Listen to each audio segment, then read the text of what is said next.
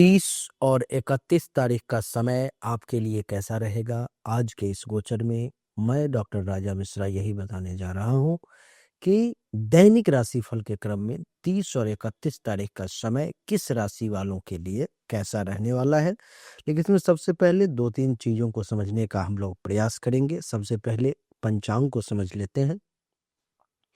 30 तारीख को द्वादशी तिथि, आर्द्रा नक्षत्र, शुक्रवार का दिन और चंद्रमा मिथुन राशि में है। शुभ समय जो है सो 12:12 PM से 12:56 PM तक का और राहु काल 11:13 AM से 12:34 PM तक का। क्या 11:13 AM से 12:34 PM तक का राहु काल है। दिशाशूल जो है सो पश्चिम दिशा की तरफ है, यानी कि पश्चिम दिशा की यात्रा करना आपके लिए ठीक नहीं है। 30 तारीख को 31 तारीख को त्रयोदशी उपरांत चतुर्दशी तिथि है, पुनर्वसु नक्षत्र है, शनिवार का दिन है और चंद्रमा मिथुन राशि में ही रहेंगे। शुभ समय 12:13 PM से 12:56 PM तक का है और राहु काल 9:52 AM से 11:13 AM तक का और दिशाशूल पूर्व दिशा की तरफ है। देवियर सज्जनों, कैसा रहेगा समय, इस बात को समझने का हम लोग प्रयास करेंगे। इसमें मैंने 3 चीजें पंचांग में जो बताई हैं उसका आपको ध्यान रखना चाहिए, अनुशीलन करना चाहिए आपको, तो आपके लिए ज्यादा बढ़िया रहेगा। हमने बताया आपको दिशाशूल दिशाशूल वाले डायरेक्शन में जो है सो आपको यात्रा नहीं करनी है, वो आपके लिए सुखद नहीं है।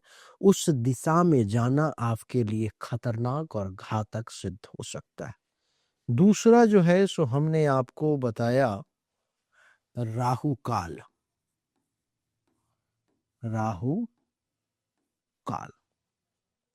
राहु काल जो है सो ठीक नहीं है।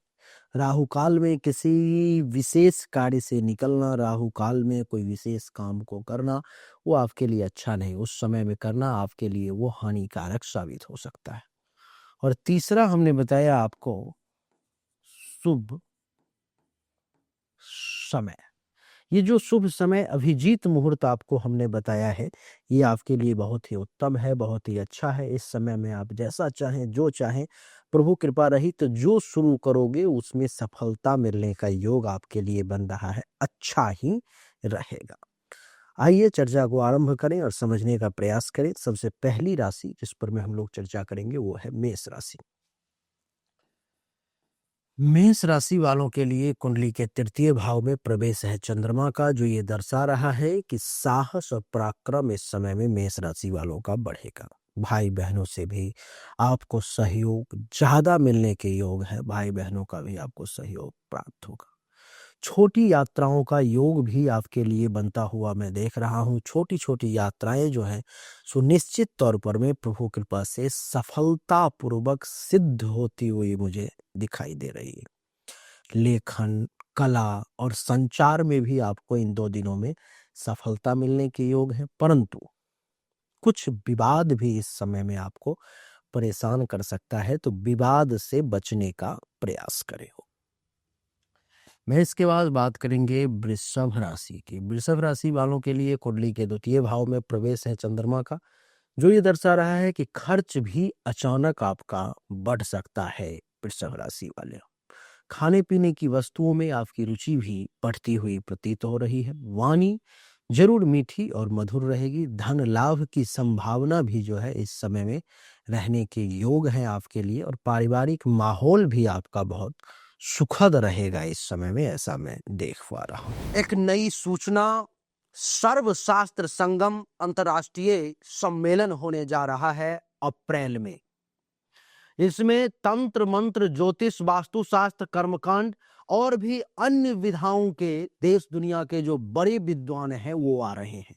लेकिन वो तो बड़े विद्वान हैं, लेकिन मैं चैलेंज करता हूं आप सभी को जो ज्योतिष सीखने की इच्छा रखते हो या ज्योतिष में अपने आप को आप प्रकांड विद्वान कहते हो, आप जुड़े हमारे साथ। ये शास्त्रार्थ होगा, सम्मेलन में, और जो शास्त्रार्थ में जीतेगा उसको मिलेगा ज्योतिष रत्न सम्मान, यानी कि ज्योतिष रत्न से उसे अलंकृत किया जाएगा। और सज्जनों, 11 ज्योतिषों को ज्योतिष रत्न से अलंकृत किया जाएगा। इसलिए अगर आपके पास ज्ञान है, क्षमता है, या आप जिज्ञासु हैं, अपने आप के बारे में लाइव परीक्षण करना चाहते हो, देखना चाहते हो कि कितनी सच्चाई है इस विद्या में, तो हमारे साथ जुड़े। नीचे डिस्क्रिप्शन में व्हाट्सएप ग्रुप का लिंक दिया गया है, उस पर क्लिक करें और हमारे ग्रुप में जुड़ जाएं, और सारा अपडेट आपको मिलता रहेगा। जीवन का ये अप्रतिम अनुभव प्राप्त होगा आपको। आइए वीडियो को कंटिन्यू करते हैं।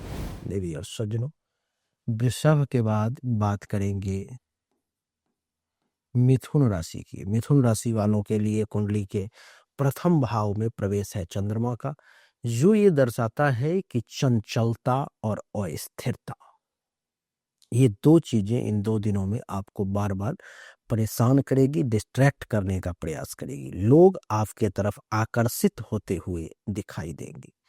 स्वास्थ्य जो है सो आपका अच्छा रहेगा इस समय में। हेल्थ वाइज किसी प्रकार की कोई इशू नजर नहीं आएगी। नए कार्यों की योजना भी बनती हुई प्रतीत हो रही है। आपका जो नया काम है, जो आप करना चाह रहे हो या कर रहे हो, उससे आपको अच्छा रहेगा इस समय में। मन आपका प्रसन्न रहेगा और आत्मविश्वास भी आपका बढ़ता हुआ मैं इस समय में खूब देख रहा हूँ। इस समय में कॉन्फिडेंस लेवल 7वें आसमान पर कहते हैं ना, उस प्रकार से रहेगा, जो कुछ भी आपको असंभव नहीं लगेगा। ऐसा लगेगा ये काम है, छोटा सा काम है, ये तो मैं कर ही लूंगा, मुझसे हो जाएगा। विवेक का भी सहारा मिलेगा। कुछ इस 2 दिनों में आप छोटा सा ही कोई ऐसा काम या बड़ा सा ऐसा काम कुछ कर सकते हो, जिससे कि आपको अपने आप पर में गौरव महसूस हो कि हाँ, मैंने ये काम किया है। तो ऐसा आपको लग सकता है।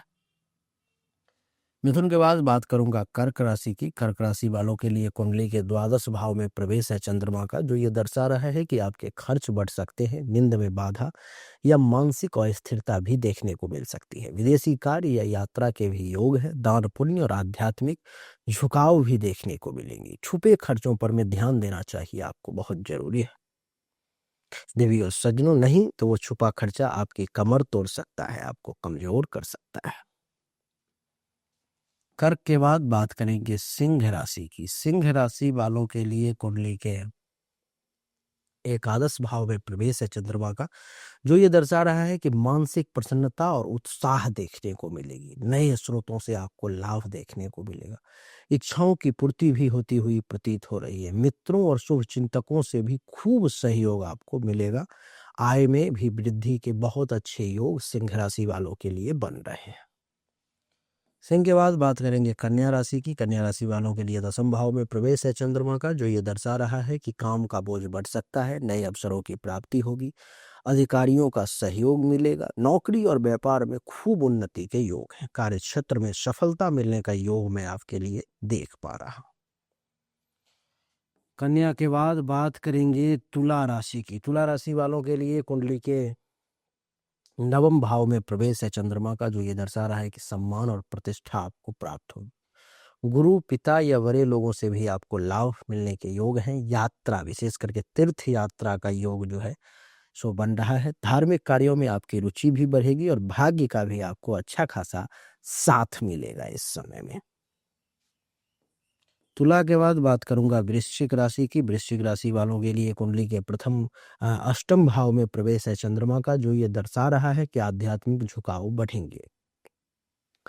छुपे हुए लाभ या अचानक परिवर्तन देखने को मिल सकता है। स्वास्थ्य पर ध्यान देने की आवश्यकता है। गुप्त शत्रु या अनजाना भय आपको परेशान कर सकता है। मन में बेचैनी और अशांति रह सकती है, इस बात का विशेष ध्यान रखें। वृश्चिक के बाद बात करूंगा धनु राशि की।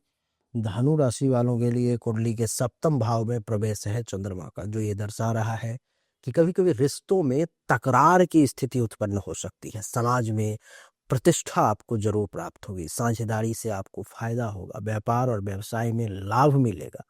दाम्पत्य जीवन में भी मधुरता आने के विशेष योग आपके लिए बन रहे हैं। धनु के बाद मकर राशि की बात करूंगा। मकर राशि वालों के लिए कुंडली के 6ठे भाव में चंद्रमा का प्रवेश है, जो ये दर्शा रहा है कि संयम और धैर्य रखने से लाभ मिलेगा। ऋण और जिम्मेदारियों का दबाव भी बढ़ेगा, खर्च भी बढ़ता हुआ प्रतीत हो रहा है। विरोधियों से टकराव की भी संभावना है। मानसिक चिंता, तनाव और स्वास्थ्य में हल्की गड़बड़ी भी देखने को मिल सकती है। मगर के बाद बात करेंगे कुंभ राशि की। देवी और सज्जनों, कुंभ राशि वालों के लिए पंचम भाव में प्रवेश है चंद्रमा का, जो ये दर्शा रहा है कि भावुकता कभी कभी अधिक होकर के आपको परेशान कर सकती है। रचनात्मकता भी बढ़ती हुई प्रतीत हो रही है। प्रेम संबंधों में प्रगाढ़ता आएगी। संतान पक्ष से भी खुशी मिलने के योग हैं। पढ़ाई, शिक्षा और बुद्धि संबंधी कार्यों में आपको सफलता मिलेगा। कुंभ के बाद राशि चक्र की अंतिम राशि, जिसका नाम मीन है। मीन राशि वालों के लिए कुंडली के चतुर्थ भाव में प्रवेश है चंद्रमा का, जो दर्शा रहा है कि घर की सजावट या सुधार के योग बन रहे हैं। मानसिक शांति भी रहेगी। वाहन, संपत्ति, जमीन आदि से भी आपको लाभ मिलेगा। माता से स्नेह और सहयोग मिलने के योग हैं। घर परिवार में सुख और शांति भी आपको बहुत अच्छे तरीके से इस समय में प्राप्त होगी। तो देवी और सज्जनों, यही थी मेष से लेकर के मीन तक की कहानी 30 और 31 तारीख की, जो मैंने आपको बताने का प्रयास किया।